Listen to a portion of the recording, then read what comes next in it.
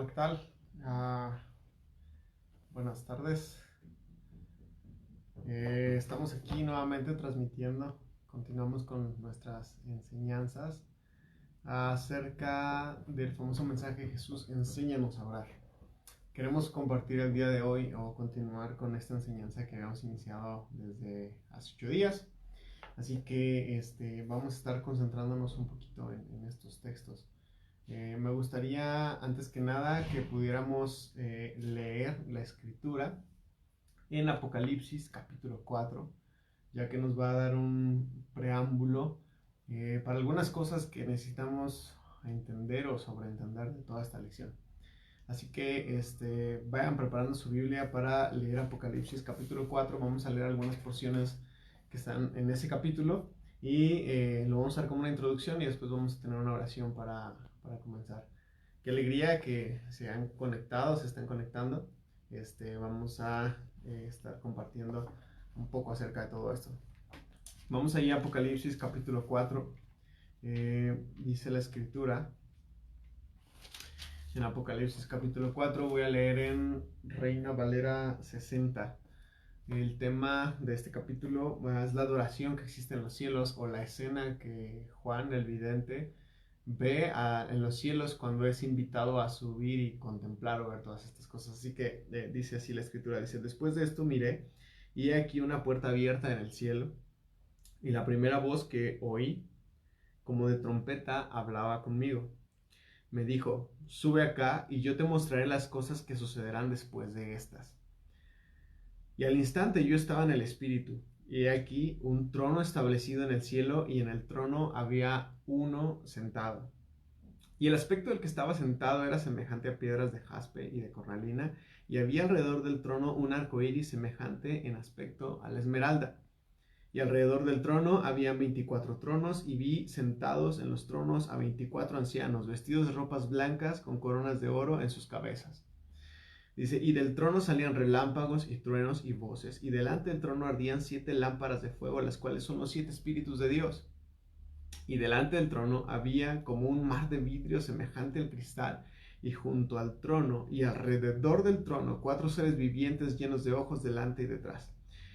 Después empieza a escribir a los seres vivientes y pasamos al versículo 8. Dice: y los 4 seres vivientes tienen cada uno 6 alas, y alrededor por dentro estaban llenos de ojos, y no cesaban día y noche a decir: santo, santo es el Señor Dios Todopoderoso, el que era, el que es y el que ha de venir. Y voy a quedarme con esta escena de Apocalipsis capítulo 4 porque considero yo es una base fundamental para entender cómo es que oramos o cómo es que deberíamos de orar, y en dónde está el fundamento o la seguridad de nuestras oraciones. Así que te invito a que estemos atentos a esto. Vamos a orar. Dice así: Señor, te damos gracias en esta tarde por tu fidelidad. Gracias porque podemos corroborar una vez más que hasta aquí has estado con nosotros, que tú caminas con nosotros, que tu espíritu va con nosotros, Señor. Gracias, Señor, por esa seguridad que tenemos firme en ti, Señor. Gracias porque sabemos que tú nos oyes y que tú atiendes nuestra oración. Tenemos esa seguridad, y si no la tenemos, Señor, rogamos que tú afirmes esto en nuestros corazones. Es nuestra oración y es nuestro deseo. En el nombre de Jesús. Amén. Amén, amén. Pues bueno, ahora sí, vamos a entrar de lleno. Habíamos dicho que estas sesiones se llaman Enséñanos a orar, y nos estamos centrando muy particularmente a la intención que los discípulos tuvieron con Jesús acerca de la oración. Recordemos que Jesús hizo muchísimas cosas a lo largo de sus 3 años de ministerio, y los discípulos sin duda alguna caminaron con él y vieron todas estas cosas con Jesús. Es importante mencionar esto porque los discípulos vieron a Jesús caminar sobre el agua, vieron a Jesús multiplicar los alimentos, vieron a Jesús sanar enfermos, vieron a Jesús levantar a paralíticos, vieron a Jesús levantar a los muertos. Ellos vieron a Jesús hacer un montón de cosas, un sinfín de cosas. Sin embargo, lo único que a ellos les interesó hacer, o lo único que a ellos les interesó imitar de Jesús, fue muy particularmente su vida o su estilo de oración.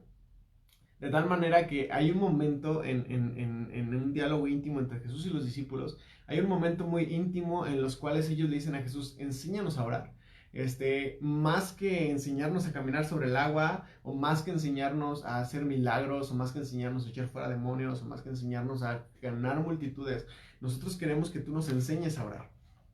Y en la respuesta a esta petición de los discípulos al decirle, enséñanos a orar, pues la primera cosa que el Señor Jesús habla con ellos o que enuncia como un mensaje, como una enseñanza, es muy particularmente este tema de el Padre Nuestro. Esta famosa oración que todos nosotros conocemos como el Padre Nuestro, que a veces la usamos para repetirla nada más, a veces la usamos como un amuleto, como, se me fue la palabra, pero como un cliché, usamos el Padre Nuestro como si fuera algo que nos va a traer suerte, o como si automáticamente fuera algo que Dios escuchara y respondiera en un chasquido de dedos. Pero la realidad es que más que una oración que tenía que ser meditada y memorizada y repetida, lo que el Señor Jesús estaba enseñando era una especie de fórmula, era una especie de entendimiento acerca de nuestra vida de oración y nuestra relación con el Señor. Y esto tiene que quedarnos muy claro, inclusive a nosotros también, porque es importante que cuando nosotros oremos, cuando nosotros nos acerquemos al trono de Dios para orar, porque, bueno, en clases anteriores estuvimos viendo toda esta seguridad que nosotros tenemos de acercarnos a Dios, toda esta seguridad que nosotros tenemos de presentarnos delante de Él, no por nuestros méritos, no por nuestros esfuerzos, sino por lo que el Señor Jesús ha hecho ya por nosotros. Y bueno, cuando tenemos toda esta seguridad, cuando tenemos todo esto claro en nuestra vida, entonces nosotros podemos ir al trono de Dios. Ahora, ¿qué hacemos cuando estamos en el trono de Dios? ¿Qué hacemos cuando sabemos que podemos entrar o tener un libre acceso a su presencia? ¿Cómo oramos? ¿Cómo le pedimos? ¿Cómo presentamos nuestra condición o nuestra situación delante de Él? ¿Qué hacemos o con qué actitud reverente es que nosotros nos presentamos delante de Él? Entonces, de eso se trata estas enseñanzas, cuando los discípulos dicen a Jesús, enséñanos a orar, y cómo Jesús respondió a esta petición, dándoles una fórmula, haciéndoles ver o entender algunas cosas que son sumamente importantes para desarrollar un estilo de vida de oración. Empezamos a ver la primer porción de todo esto hace 8 días, y veíamos el Padre Nuestro y lo separábamos en frases, y veíamos esta primera frase, ¿no?, con la que empieza el Padre Nuestro, que dice, Padre Nuestro que estás en los cielos. No, esta idea de decir, eres el Padre que no solamente eres el Padre de aquel, o no solamente eres el Padre de Jesús, sino que también eres el Padre Nuestro, eres mi Padre. Y tú como mi Padre, no solamente eres mi Padre alcanzable o inalcanzable, sino que eres mi Padre que está en los cielos. Eres el Padre Celestial, eres nuestro Padre Celestial. ¿Qué era lo que el Señor Jesús quería enseñarnos con todo esto? Yo inclusive les había dejado de tarea, si era posible que pudieran estar orando con el Padre Nuestro en toda esta semana pasada, y estar meditando cada porción, cada esencia, para intentar entender esta fórmula o este lugar a donde el Señor Jesús quería llevarnos. Y mira, estuvimos hablando acerca de esto ya, y mencionábamos la importancia de la perspectiva, mencionábamos la importancia de que nos quede muy claro que Dios no solamente es nuestro Dios, que el Padre del Señor Jesucristo no solamente es nuestro Señor, no solamente es nuestro jefe o quien gobierna nuestra vida, sino que, bueno, no solamente es rey también, no solamente es soberano, sino que Él es un Padre y es nuestro. Hay muchísimas personas que cuando se trata acerca de Dios, tienen una relación muy reverente para con Él, tienen una relación muy clara acerca de Él como Dios, como Señor, como autoridad, pero parece ser que hacen a un lado esta posibilidad de que Él también es nuestro Padre. Y esto es muy importante señalarlo y recalcarlo, es muy importante que nos quede claro, porque efectivamente Él es nuestro Padre, y como Padre nosotros tenemos un libre acceso, una confianza más clara, más segura delante de Él. Hace unos meses mencionábamos en una de las predicaciones una frase que ¿quién podría atreverse a despertar a un rey a las 3 de la mañana para solamente pedirle un vaso de agua?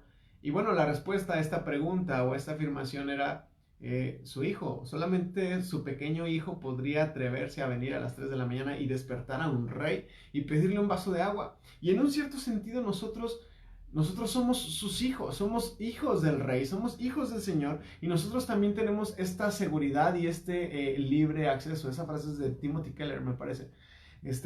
Tenemos este libre acceso a su presencia para nosotros acercarnos y pedirle un vaso de agua. Para nosotros acercarnos, inoportunarlo e incomodarlo quizás con nuestra presencia, pero tener esa seguridad de que Él nos va a escuchar, de que Él va a estar ahí, Él va a estar atento por una simple y sencilla razón. Él es nuestro Padre y Él está ahí para nosotros. Ahora, no solamente es nuestro Padre, Él está en los cielos. Y es importante entender esto porque regularmente cuando escribimos una petición o hacemos una petición, nosotros hacemos una petición basada en el carácter o en la personalidad o en el puesto, mejor dicho, en el puesto o en el cargo de una persona. Por ejemplo, hace algunos años nosotros solicitamos una unidad deportiva para realizar algunas actividades juveniles de la iglesia. Si nosotros hubiéramos hecho una carta dirigida al intendente de esa unidad deportiva, aquel que se encargaba de hacer limpieza y aseo, seguramente nuestra solicitud no iba a tener la suficiente confianza de solicitar las instalaciones, porque sabemos que a él no le compete o a su rango no le compete tomar una decisión así, ¿estás de acuerdo? Ahora, si nosotros hubiéramos extendido esta petición a la persona encargada de mantenimiento, no solamente en tendencia, sino mantenimiento, quizás también nuestra petición estaría muy carente de algún peso que le respaldara. Pero si nosotros hubiéramos escrito esta carta, que de hecho la escribimos al encargado del deporte en el estado, nosotros sabríamos que esa solicitud que nosotros estamos haciendo, número uno, está bien redactada y número dos, está dirigida a la persona correcta, está dirigida a la persona indicada. Y no solamente a la persona correcta y a la indicada, sino a la persona que tiene el poder para responder y para atender nuestra petición y nuestra solicitud. Esto es importante señalarlo porque si yo te mandara la misma petición y dijera, oye, ve y consígueme una unidad deportiva y tú escribías una carta a la intendencia o a mantenimiento o a los encargados de iluminación, seguramente tendrías mucha incertidumbre al solicitar ese edificio porque ellos te contestarían, no está en mis manos, no está en mi poder entregarte esto. Bueno, lo que el Señor Jesús está haciendo al decirnos, Padre nuestro que estás en los cielos, Él está intentando meter en nuestra cabeza esta perspectiva, y no solamente esta perspectiva, sino esta realidad de que el Señor está en los cielos, está en el nivel más alto de autoridad y de gobierno, de tal manera que cualquier cosa que tú y yo pudiéramos pedir, de tal manera que cualquier cosa que tú y yo pudiéramos solicitar, pudiéramos tener la seguridad de que le estamos orando a la autoridad correcta, le estamos orando a la autoridad indicada para que responda,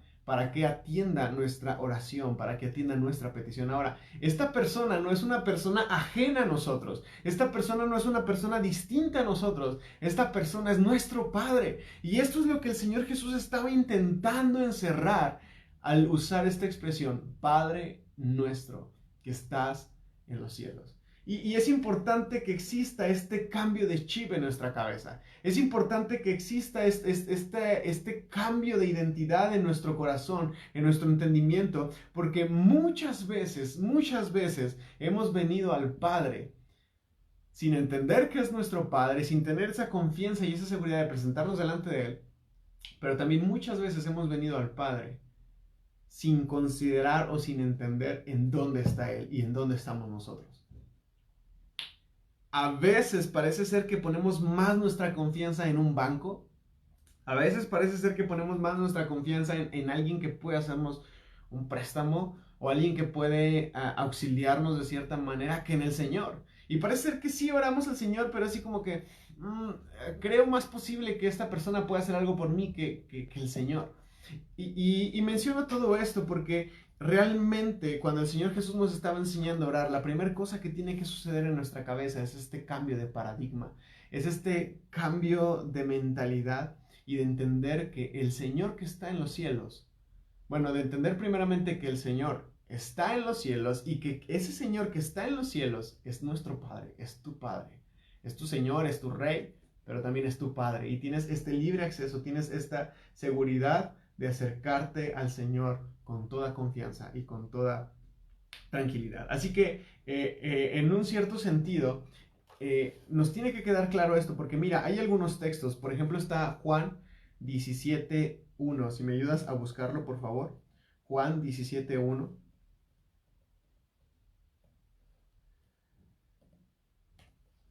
En Juan 17:1 dice la escritura que mientras Jesús oraba o cuando Jesús se disponía a orar, él levantó los ojos al cielo y oró. ¿Qué nos enseña esto? Bueno, muy sencillo. El Señor Jesús tenía noción de que el Padre estaba en los cielos y que este Padre que estaba en los cielos le iba a escuchar, iba a atender su petición, su oración y su necesidad. Esto es muy clave y esto es importante para nosotros en estos tiempos y en estos días. Ahora, está también Juan capítulo 13, versículos 3 al 4 y dice así la escritura. En Juan capítulo 13, versículos del 3 al 4, dice, sabiendo Jesús que el Padre le había dado todas las cosas en sus manos y que él había salido de Dios, que él venía de Dios y que él iba a Dios, entonces el Señor Jesús se levantó de la cena y se quitó su manto y tomó una toalla y se la ciñó y empezó a lavar los pies de sus discípulos. ¿Sabes por qué? Porque él tenía una clara seguridad en quién era él. Él tenía una clara seguridad de dónde venía y hacia dónde iba. Esto le quedaba muy claro al Señor. Y es importante que todo esto nos quede claro también a nosotros. Es importante que esto nos genere seguridad a nosotros, porque a veces se nos olvida a quién le estamos orando, a veces se nos olvida delante de quién nosotros nos estamos presentando. Y entonces yo quiero invitarte a que consideremos esto muy profundamente cuando nos dispongamos a orar, cuando nos dispongamos a presentarnos delante del Señor. Mira, también dice Hebreos 11:27 que por el gozo puesto delante del Señor, el Señor Jesús menospreció, lo probió, Él fue por todo lo que había delante de Él, Él entendía todas estas cosas. También está, por ejemplo, las oraciones de los apóstoles, y en las oraciones de los apóstoles, como por ejemplo Efesios 1:17, el apóstol Pablo empieza a decir, el Padre de gloria, o en Efesios 3:16 dice, para que Él les dé conforme a sus riquezas en gloria. Las oraciones apostólicas nos dejan ver que a los apóstoles les quedaba muy claro a quién le estaban orando. Le estaban orando a alguien que era su padre, pero también le estaban orando a alguien que estaba lleno de gloria, alguien que estaba en los cielos y que estaba en la presencia de Dios. Y esto es importante para nosotros y esto tiene que ser clave para nosotros también. Así que mencionábamos la importancia de la oración y mencionábamos que la oración se trata de accesibilidad, se trata de que nosotros podamos acceder a la presencia y que nosotros, a la presencia de Dios y que nosotros podamos tener la confianza de presentarnos delante de Él. Ahora, ¿cuál es la siguiente frase que sigue en el Padre Nuestro? Padre Nuestro, que estás en los cielos, y luego viene esta idea que dice, santificado sea tu nombre. Santificado sea tu nombre. Ahora, esta parte es sumamente clave en nuestra vida de oración y en nuestra vida devocional. El que el nombre del Señor sea santificado, esto tiene que quedar muy enraizado en tu corazón y tiene que quedar muy enraizado en mi corazón también. Quiero invitarte a que por un momento te detengas a pensar lo que implica que Él sea santo, que su nombre sea santo. Y quiero que hagamos esto porque a veces se nos olvida lo que implica que su nombre sea santo. Antes que nada quiero entrar rápidamente en lo que es la definición de santidad o algo que es santo en un contexto bíblico. Porque parece ser que hemos hecho una definición de la palabra santo más en base a la cultura y la tradición que a la escritura. Regularmente hoy mencionamos que algo es santo y de volada se nos viene a la cabeza algún santo, algún ser sobrenatural y elevado por encima de todo lo demás. O se nos viene a la cabeza una persona que es moralmente justa, correcta y buena. No estoy diciendo que ninguna de esas cosas no sea santo. Claro que es ser santo, pero en un contexto bíblico, la palabra santo tiene al menos 3 connotaciones. Y la primera connotación es la más importante y es en la que más generalmente se utiliza la palabra santo o santidad. Y particularmente al respecto del nombre de Dios, cuando se dice que Él es santo, santo, santo, tiene que ver particularmente con esta primera connotación. Y la palabra santo es que Él es apartado, que Él ha sido apartado o que Él ha sido consagrado o dedicado a algo.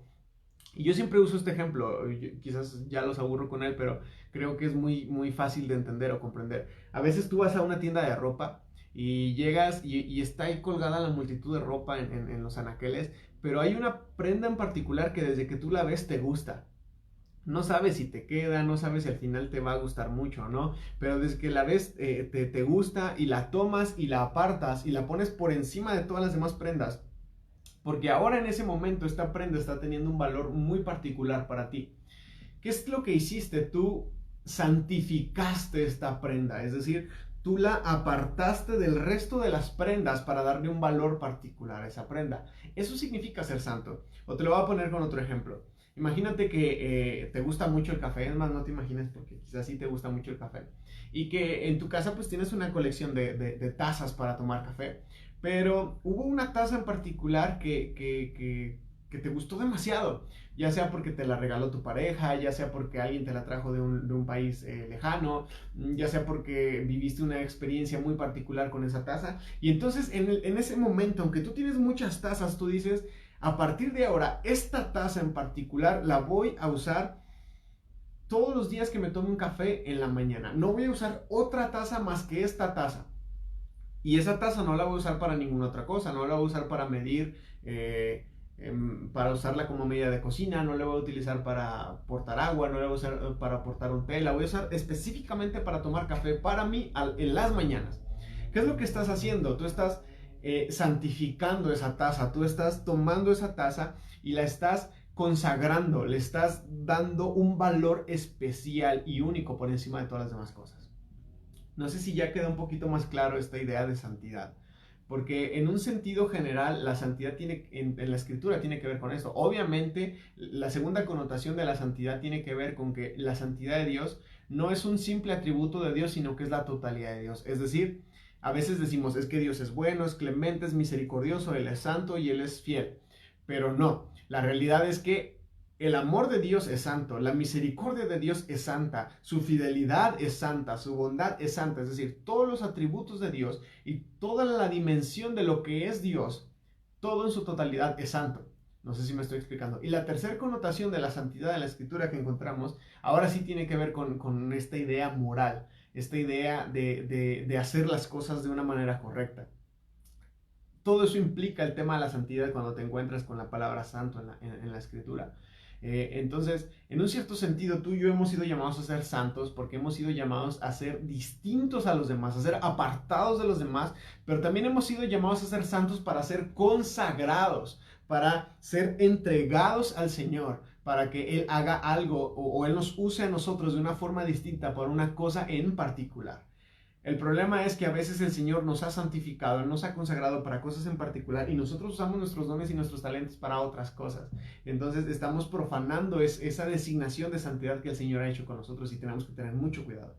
Ahora, estamos convencidos de que uno de los obstáculos y los estorbos más grandes para que la iglesia entre al lugar de oración es la falta de conocimiento o de discernimiento de la naturaleza de Dios, de quién es Dios y lo que implica el hecho de que sea Dios.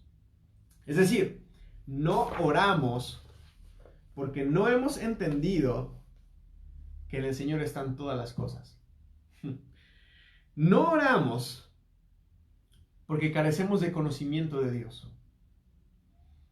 Porque parece ser que Dios no es la solución para todas las cosas, o parece ser que Dios está muy ocupado para escucharme, o parece ser que esto no le compete a Dios, es algo tan pequeño que no debo de molestar al maestro por unas cosas tan pequeñas.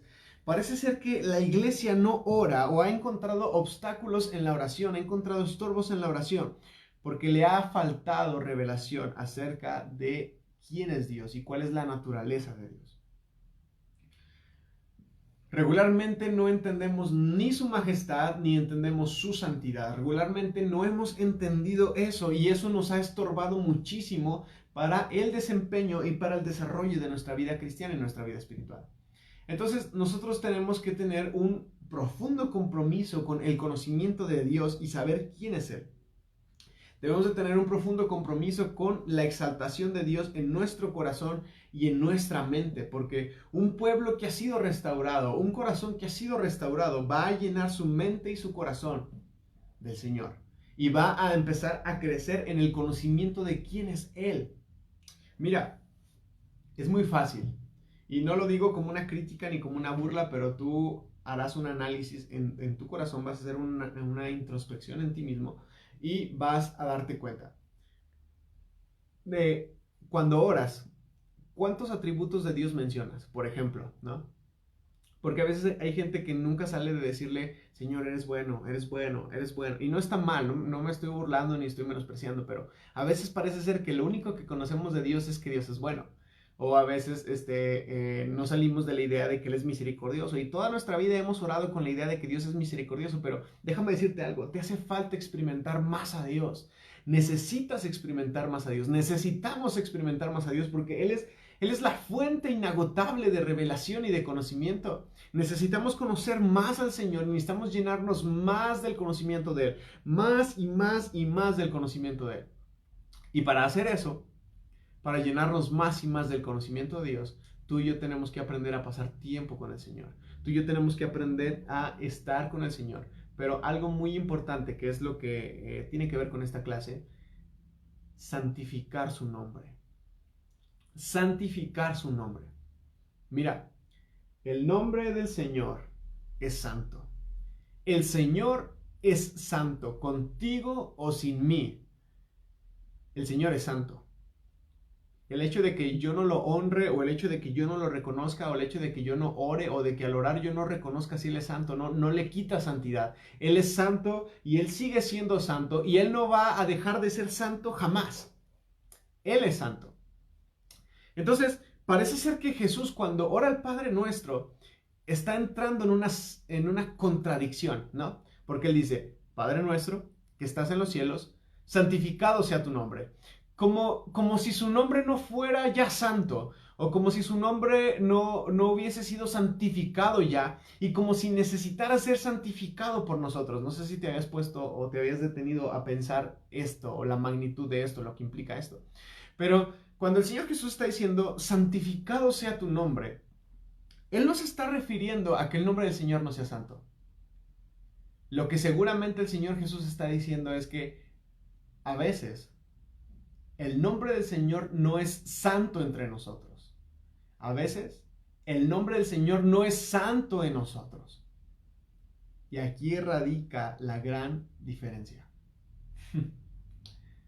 Porque su nombre es santo. Contigo o sin mí, el nombre del Señor es santo. Pero muchas veces mi vida demuestra que su nombre para mí no es santo.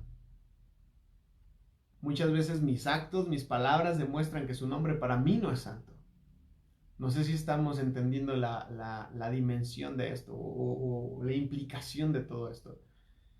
Pero tenemos que entender que así como su nombre es santo en los cielos, su nombre sea santo también en la tierra. Padre nuestro que estás en los cielos, santificado sea tu nombre.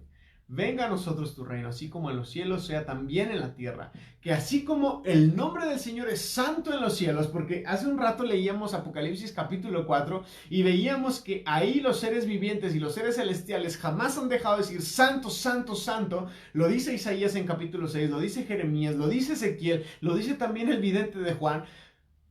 El Señor jamás ha dejado de ser santo en los cielos, pero la pregunta aquí es si el Señor es santo entre nosotros. Si el Señor está siendo santificado en nuestra vida, si el Señor está siendo santificado con nuestros actos.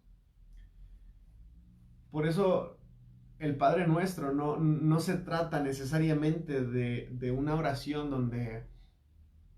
donde se repite y se utiliza como un rezo que se repite, porque no se trata de que mi boca diga santificado sea tu nombre, sino de que mi vida misma refleje que su nombre realmente es santificado entre nosotros.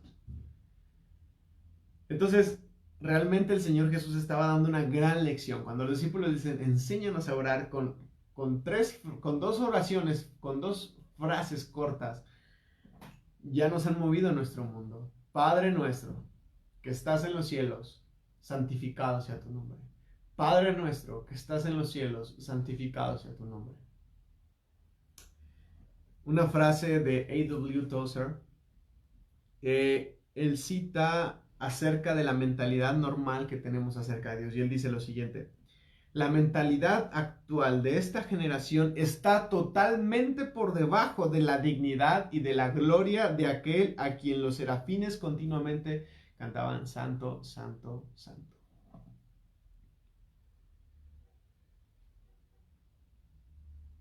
Y la realidad es que no vamos a orar. La realidad es que nuestra oración no va a ser efectiva. Y la realidad es que nuestra oración no podría ser poderosa si antes no hemos santificado el nombre del Señor. Si antes no hemos entendido que su nombre es santo. No porque nosotros podamos hacerlo santo, sino porque debe ser santo nuestra vida. Porque debemos de cuidarnos de no usar en vano su nombre. Porque debemos de cuidarnos de no decir una cosa con nuestra boca y demostrarlo algo distinto con nuestros actos. Porque realmente debemos de cuidarnos de que su nombre sea santificado entre nosotros. De que el Señor sea santo entre nosotros. Algunos apenas se están conectando. Les recomiendo que vean las clases del principio porque acabamos de ver algunas cosas muy importantes que no puedo detenerme mucho a hablar de ellas porque pues ya llevamos casi media hora hablando acerca de ellas. Pero quiero que quede esto muy claro, ¿no? Que con este Padre Nuestro Jesús estaba haciendo más que simplemente recitar una oración para que pudiéramos memorizarla. Él estaba enraizando la vida de oración del pueblo de Dios en una revelación clara y creciente acerca de alguien que está sentado en el trono. Si te fijas, el Padre Nuestro concuerda totalmente con Apocalipsis capítulo 4. Debemos de conocer muy bien Apocalipsis capítulo 4 para entender el peso de cómo funciona el trono de gobierno en el cielo. No podemos o no podríamos, lo voy a decir así de esta manera, no podríamos gestionar un favor, no podríamos gestionar un milagro en el cielo si no sabemos cómo funciona el gobierno en el cielo. De igual manera aquí en el gobierno. No podríamos ir a gestionar un préstamo o un beneficio o un apoyo de parte del gobierno si antes no entendemos cómo funciona el gobierno y no entramos en sus protocolos de gobierno. No sé si esto queda claro, pero de la misma manera no podríamos gestionar cosas en los cielos, no podríamos desatar cosas en los cielos si antes nuestra vida no ha sido sujeta a entender cómo es que funciona el gobierno celestial. Así que para eso necesitamos conocer muy bien Apocalipsis 4, porque Apocalipsis 4 nos describe el trono del gobierno en el cielo. Y cuando entendamos Apocalipsis capítulo 4, vamos a poder entender cómo es que el reconocer al Señor como autoridad suprema, eso permite que pueda recaer autoridad entre nosotros y sobre nosotros. Y eso nos conecta con Apocalipsis capítulo 5. Y es que mira, lo que está pasando en Apocalipsis capítulo 4 es que Juan dice, yo estaba en el día del Señor, yo estaba orando en el día del Señor y entonces, ¡pum! Yo vi una puerta abierta en el cielo. Y cuando yo veo esa puerta abierta en el cielo, que ese libre acceso nos lo da el Señor, dice Juan, hay una voz que me dice, sube acá. Leímos Apocalipsis capítulo 4, si no puedes leerlo para corroborar todo esto. Juan tuvo que subir desde la dimensión en la que estaba, la dimensión celestial. ¿Cómo lo hizo? Bueno, sabemos que Jesucristo es la escalera que une el cielo con la tierra, donde ángeles suben y bajan. Juan sube allá, y cuando Juan sube allá, lo primero que él ve dice, yo vi a uno sentado en el trono. Yo vi que había un trono de autoridad y yo vi que había una persona sentada en ese trono de autoridad. Y es importante entender esto porque nuestro Padre, tu Padre, nuestro Padre Celestial, Él está en ese trono de autoridad. Cuando tú oras, hermano, tú no le estás pidiendo nada a un encargado de mantenimiento. Tú no le estás pidiendo nada a un oficinista ni a una secretaria. Cuando tú oras, tú no le estás pidiendo nada a un intermediario. Cuando tú oras, tú estás presentándote delante de aquel que está en el trono de la gloria. Ahora, dice Juan, ya habíamos mencionado estas facetas acerca de Jesús, que cuando Juan ve al que está sentado en el trono, él ve que es semejante, su rostro es semejante al jaspe y la cornalina. Mencionábamos que estas dos rocas van en los pectorales del sacerdote en el Antiguo Testamento Y estas dos rocas representan dos atributos del Señor, su justicia y su rectitud. Dice, pero había un gran arco iris que rodeaba todo su ser, por delante, por atrás y por los lados, de esmeralda, de color esmeralda. Y la esmeralda es un color verde. Y en la escritura, la esmeralda representa la misericordia de Dios. Entonces Juan está diciendo, cuando yo vi a ese trono, cuando yo volteé hacia ese trono, al quien yo vi sentado en el trono, aunque su aspecto, su rostro era como el jaspe y la cornalina, yo vi en él justicia y rectitud, sus ojos son como llamas de fuego, como rostro de sol, pero cuando yo lo veo a él, también veo a un arco iris que rodea su ser, lleno de misericordia, el cual me permite acercarme a él confiadamente. Ahora, este mismo Juan, después de escribir esto, dice que él se da cuenta o él ve que en toda la dimensión celestial, los cuatro seres vivientes y todas las huestes celestiales, todos no paran de decir y de cantar, Santo, Santo, Santo. Santo, Santo, Santo. Santo es el Señor Dios Todopoderoso, el que era, el que es y el que ha de venir. Aquí están estas tres cosas. Padre nuestro, Él es nuestro Padre. Él está en los cielos y santo es su nombre. Pero si santo es su nombre en los cielos, lo que mencionábamos ahorita, su nombre tiene que ser santo entre nosotros también. Su nombre tiene que ser santo entre nosotros. Mira lo que dice Juan capítulo 10, versículo 9.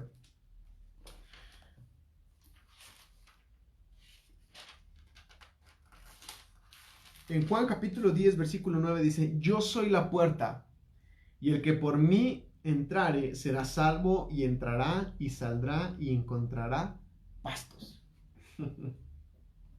Cristo es la puerta que nos abrió el acceso al Padre. Él es la puerta que nos abrió acceso al Padre.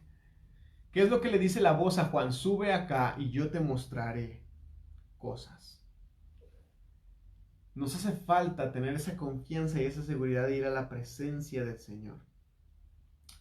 El resultado de ser atraídos hacia el Señor, el resultado de que exista un imán que nos atraiga hacia Él, el resultado es la fe. Porque la fe es ver cosas, es un saber, es un entender de las cosas del cielo y sus realidades. Cuando tú y yo vamos a la presencia del Señor, algo que tiene que suceder cuando tú y yo oramos es que nuestra fe tiene que ser alimentada. Nuestra fe tiene que ser aumentada. Así que Jesús quería establecer a la gente en esto, en todo esto, antes de que la gente empezara a pedir cualquier cosa, antes de que la gente se atreviera a hablar delante del Señor para pedir cualquier cosa. Para Jesús era claro decir, tienes que entender que Él es tu Padre, que Él está en los cielos y que santo tiene que ser su nombre, así como en los cielos también en la tierra. Automáticamente esto empieza a moldear nuestro corazón, empieza a moldear nuestra actitud, inclusive empieza a moldear nuestra condición de cómo nos presentamos delante del Señor. Mira, más adelante voy a regresar al Padre Nuestro, pero en el Salmo capítulo 2, aquí hay otra fórmula importante. En el Salmo capítulo 2, el Padre está hablando con su ungido, con su escogido, y el Padre le dice, pídeme y yo te daré por herencia a las naciones. En el Salmo capítulo 2 nosotros podemos ver una conversación entre el Dios y Padre y su ungido, que su ungido es Jesucristo, todos lo sabemos. Este es uno de los pasajes más asombrosos de la Escritura. Y lo que está expresado en medio de esta conversación es más que una buena sección que nosotros pudiéramos subrayar en nuestra Biblia. Lo que se está diciendo y las implicaciones que esto dice merecen toda nuestra atención. Mira, dice el Salmo capítulo 2, versículos 7 y 8, dice, yo publicaré el decreto, Jehová me ha dicho, mi hijo eres tú, yo te engendré hoy, pídeme y te daré por herencia a las naciones y como posesión tuya los confines de la tierra. El Padre ha hecho un decreto. Pon atención, Salmos capítulo 2, versículo 7, yo publicaré el decreto, este es el decreto. Tú eres mi hijo, yo te engendré y tú me vas a pedir y yo te voy a dar. Pídeme y yo te daré, pídeme y yo te entregaré. Así que este es un decreto eterno entre el Dios Padre y su ungido, su hijo. Él le está diciendo, pídeme. Y yo quiero decirte que el reino de los cielos se alcanza por medio del pedir. El reino de los cielos se alcanza por el medio del pedir. Esta es la gloria eterna de los intercesores. Que ellos siempre le podrán pedir a Dios y que el Señor les va a responder cada vez que ellos pidan. Así que Jesús enfatizó esta realidad muchísimas veces. Él nos dejó claro un entendimiento acerca de nuestra relación con el Padre. Jesús estaba diciendo, de la misma manera en la cual Él es mi Padre, Él también lo es un Padre para ustedes. Y mira, vamos a ver algunos textos, porque nosotros necesitamos sentir el peso de esto. Tú necesitas sentir el peso de esto, el hecho de que Dios es tu Padre. De que Dios es tu Padre, porque Dios también es mi Padre, es nuestro Padre. Y este debe ser el principio de nuestra revelación. El hecho de que Dios es nuestro Padre significa que nosotros podemos pedirle lo que sea conforme a su voluntad y lo recibiremos en el nombre de Jesús. Amén. Amén, amén. Entendiendo que hemos visto abusos acerca de esta realidad, porque los hemos visto, debemos de sentir la libertad en la forma en la cual Jesús nos presentó esta realidad. Es tan simple como un pídeme y yo te daré. Un pídeme y yo te daré. Yo creo que si tú eres padre, tú has experimentado esto. Tú has experimentado ver a tus hijos con alguna necesidad, alguna carencia y nomás te lo estás tanteando, esperando a ver a qué hora me pide ayuda, ¿no? Yo recuerdo, hace muchos años escuché una ilustración y se me quedó mucho en mi mente. Un padre le pidió una cosa muy difícil a su hijo, no recuerdo exactamente qué era, pero le pidió algo muy difícil y el padre sabía que el hijo en sus fuerzas no podía hacerlo. Pero se lo pidió y el hijo obediente intentaba hacerlo, intentaba hacerlo, intentaba hacerlo. Y el padre decía, haz tu mejor esfuerzo, hijo, haz tu mejor esfuerzo, hijo, haz tu mejor esfuerzo. Y el hijo se esforzaba y no podía y no podía. Y entonces el padre se acerca, lo abraza y le dice, hijo, tu mejor esfuerzo siempre es pedir mi ayuda. Ese es nuestro mejor esfuerzo, es acercarnos al Señor y pedir ayuda. Nosotros hemos visto muchos abusos acerca de esta realidad. Hemos visto a tanta gente mal usando la oración para decretar, para atar, inclusive para intentar maldecir a otros, para rechazar y todas estas ideas, con todo el respeto del mundo y el amor del mundo, no pueden ser actitud de un verdadero cristiano. Un verdadero cristiano no debe de andar decretando, no debe de andar rechazando, no debe andar diciendo lo recibo. Hermano, nuestra fe y nuestra certeza no está en lo que tú puedes medio hacer o medio no hacer, sino en lo que el Señor ya ha dicho acerca de ti y acerca de mí. Esa es nuestra seguridad como cristianos. Y debido a que han existido muchos abusos acerca de esta realidad, es que este tipo de personas y este tipo de enseñanzas se han levantado. Pero quiero leerte un pensamiento de un personaje que se llama Bones. Él dice, esta es la ley de Cristo acerca de la oración. Y vamos a citar pura Biblia.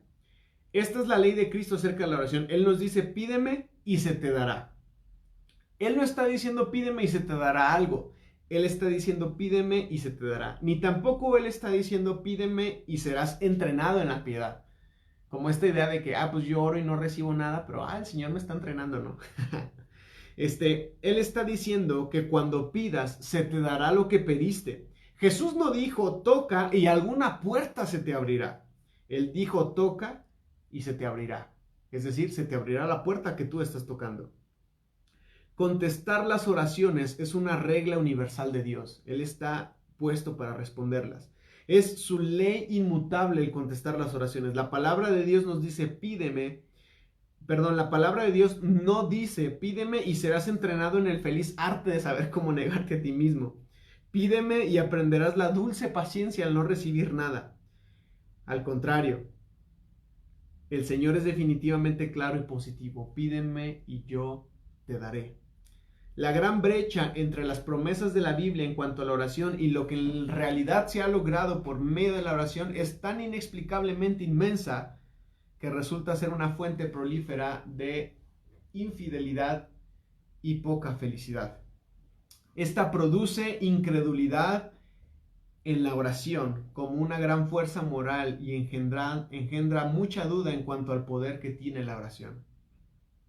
El cristianismo necesita hombres y mujeres que comprueben las promesas de Dios por medio de las oraciones contestadas. Mira, hermano, yo lo sé. Yo lo he vivido y lo he visto con mucha gente de nuestra iglesia. Hay gente que cada que ora el Señor le responde de una forma maravillosa, de una forma increíble. ¿Y sabes por qué? Porque ha decidido creerle a Dios. porque ha decidido tomar esas promesas de Dios y con una simple y llana oración arrebatar lo que el Señor ha prometido para ellos. Yo quiero invitarte a que hagas a un lado todos estos tabús y todas estas ideas engañosas que sin duda alguna han venido a nuestra vida acerca de la oración y que han frenado, han menguado, han estorbado nuestro desempeño al hablar con Dios. Porque yo lo he vivido, yo lo viví y seguramente muchas veces lo vivimos. A veces oramos con incredulidad, a veces oramos no creyendo que el Señor sea capaz, a veces oramos con resignación, pero el Señor sabe y lo más importante es que entreguemos nuestro corazón lleno de fe a nuestra oración y saber que Él es un buen Padre, que Él sabe dar buenas dádivas a sus hijos. Mira, muchas veces en el Evangelio Jesús resaltó la realidad de nuestro pedir en contra de su dar. Mira, por ejemplo, Juan capítulo 14, versículos 13 y 14 dice, y todo lo que pidieres al Padre en mi nombre, lo hará, porque para que el Padre sea glorificado en el Hijo. Si algo pidieren en mi nombre, yo lo haré. O mira lo que dice Juan 15:7, dice, si ustedes permanecen en mí y mis palabras permanecen en ustedes pueden pedir todo lo que quieran y será hecho. O mira lo que dice Juan 15:16, dice, no me eligieron ustedes a mí, sino que yo los elegí a ustedes y yo los he puesto para que vayan y lleven mucho fruto y su fruto permanezca, para que todo lo que pidan al Padre en mi nombre, Él se los dé. Ahora también dice Juan 16 del 23 al 24, dice, en aquel día no me preguntarán ustedes nada. De cierto les digo que todo cuanto pidieren al Padre en mi nombre, Él se los dará. Hasta ahora ustedes no han pedido nada en mi nombre, pero pueden pedir y recibirán para que su gozo sea cumplido. O Mateo 21:22 dice, y todo lo que pidieres al Padre en oración creyendo, lo recibirás. O Mateo 6:6 que dice, mas tú cuando ores, entra en tu aposento y cerrada la puerta, ora a tu Padre que está en lo secreto, y tu Padre que te ve en lo secreto te recompensará en público. En ningún momento hemos leído, ni tú encontrarás un texto donde el Señor se niegue a responder a una oración. Ahora, tú me dirás, he orado muchas cosas y el Señor no ha respondido. Y yo te preguntaría muchas cosas antes. ¿Has santificado al Señor con tu vida? ¿Has santificado el nombre del Señor en tus oraciones? ¿Has santificado el nombre del Señor en tus actos? ¿Le has orado a aquel que es tu Padre que está en el trono de gloria? ¿O cuando orabas inclusive dudabas de esa persona que estaba sentada en el trono de gloria? Hay muchas partes de esta fórmula que tienen que irse amoldando y adaptando a nuestro corazón para que nosotros seamos capaces de tener oraciones efectivas y poderosas. Juan 15:7 dice que si permanecemos en Él y en sus palabras, es decir, si el mensaje de Él permanece en nuestro corazón, podríamos pedir todo lo que sea. Porque ¿sabes por qué? Porque el Señor tiene la confianza que si nosotros permanecemos en Él, nuestro corazón va a amoldarse, nuestro corazón va a ser transformado conforme a su corazón, conforme a su voluntad y jamás pediríamos para nuestros propios deleites. También lo dice Santiago, dice, ustedes piden y no reciben mal porque ustedes piden súper mal, ustedes piden para sus deleites y sus placeres nada más. Entonces, necesitamos un corazón que sepa pedir. Y para que nuestro corazón, para que tu corazón sepa pedir, tú necesitas un corazón que sí conozca al Señor. Y lo voy a comentar una vez más. ¿Qué tanto conoces a Dios? Dime así, rapidísimo, en este momento, dame 10 atributos de Dios. Quizás mencionas uno o dos y ya te trabaste y ya no sabes qué más decir acerca de Dios. ¿Sabes por qué? Porque no lo conocemos. Porque no lo conocemos o lo que conocemos ha sido muy poco, o nos hemos limitado o nos hemos conformado con lo poco que conocemos acerca del Señor. Pero necesitamos empezar a conocer más a ese Señor que está en el trono de gloria, que es tu Padre, el cual va a escuchar y va a atender tu oración con toda seguridad y con toda confianza. Voy a terminar la clase aquí hoy. La próxima clase vamos a seguir con esto y vamos a estar viendo estos temas de levantarnos de madrugada a buscar al Señor, de rendirle nuestro corazón al Señor. Pero quiero dejarte con esto y quisiera orar para que pudiéramos crecer en el conocimiento del Señor. Mira, dice Efesios 1:17, para que el Padre de gloria, el Padre de nuestro Señor Jesucristo, les dé un espíritu de sabiduría y revelación en el conocimiento de Él, alumbrando los ojos de vuestro entendimiento para que sepáis cuál es la esperanza a la cual Él os ha llamado y cuál es la gloriosa herencia de nosotros en los santos en Cristo Jesús. Quiero orar con este texto y quiero orar por ustedes. Así que vamos a orar. Señor, hoy nos acercamos porque queremos este cambio de paradigma. Queremos este cambio de perspectiva. Queremos conocer a aquel Señor, aquel Dios que es nuestro Padre, que es cercano a nosotros y que está atento a nosotros. Señor, revélanos a Cristo y que a la vez el Hijo nos revele al Padre, te revele a ti, a nosotros, Señor. Oh Padre, queremos conocerte más. Queremos crecer en el conocimiento de ti. Mira, Señor, no estamos pidiendo otra cosa y no deseamos otra cosa, solamente queremos crecer en el conocimiento de ti. Señor, oro por aquellos que están conectados, por los que verán esta transmisión, Señor, para que tu Espíritu Santo, el cual ya está en sus corazones, el cual ya mora ahí en sus corazones, empiece a hacer la obra en el nombre de Jesús. Empiece a traer revelación. Padre, reconocemos que esta revelación no puede venir sola y sin la Escritura, Señor. Despierta nuestro espíritu, nuestro corazón para leer la Escritura y conocerte cada día más, Señor, y crecer en el conocimiento de ti. Es nuestra oración, Padre, en el nombre de Jesús. En el nombre de Jesús. Amén. Amén. Pues muchas gracias por habernos acompañado. Gracias por estar con nosotros.